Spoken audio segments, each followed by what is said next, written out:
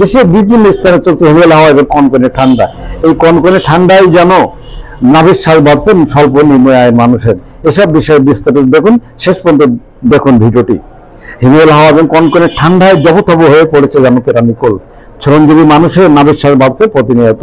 রাতে এবং সকালে অনেক আগুন জ্বালিয়ে শীত নিবারণের চেষ্টা করছেন। ঠান্ডা তাই নানার সাথে এখন আগুন তো বাজছে, কাজ করে তো শীতে ঠান্ডায় এই আগুন তো বাজছে। ঠান্ডা থেকে রক্ষায় অনেকে পশুদের গায়ে বস্ত্র এবং গরম কাপড় জড়িয়ে দিচ্ছেন। সাত নিবারণের ঠান্ডা নিবারণের চেষ্টা করছেন তারা। শীতে নষ্ট হচ্ছে অনেকের বীজখোলা।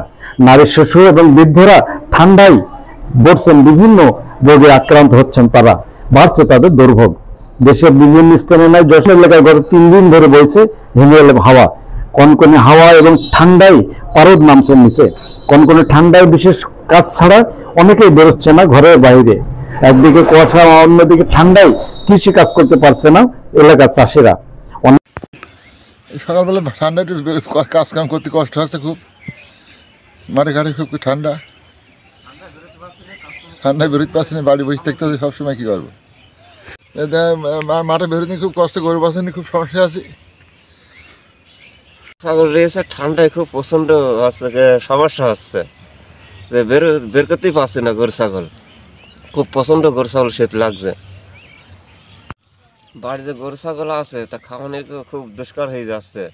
যে বিজলি কিনে খাওয়াবো তাও তো পড়ছে, ঘরতে বেরোতে পারছি না, কাজকর্ম করতে পারছি না। পাতা খোলা করেছিলাম, বীজ ধান খোলা ঠান্ডায় হচ্ছে নষ্ট, শুকিয়ে এবং লাল হয়ে বীজ খোলা অনেকেই মরে, বীজ হচ্ছে নষ্ট, যাচ্ছে মরে। দুর্ভোগ বাড়ছে বিভিন্ন শ্রেণী পেশার মানুষের। কি বলছেন তারা, শুনবো তাদের কথা।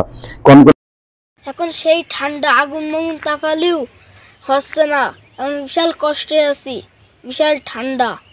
আর এখন আমরা মেলা লোক ঠান্ডায় ভুগছে।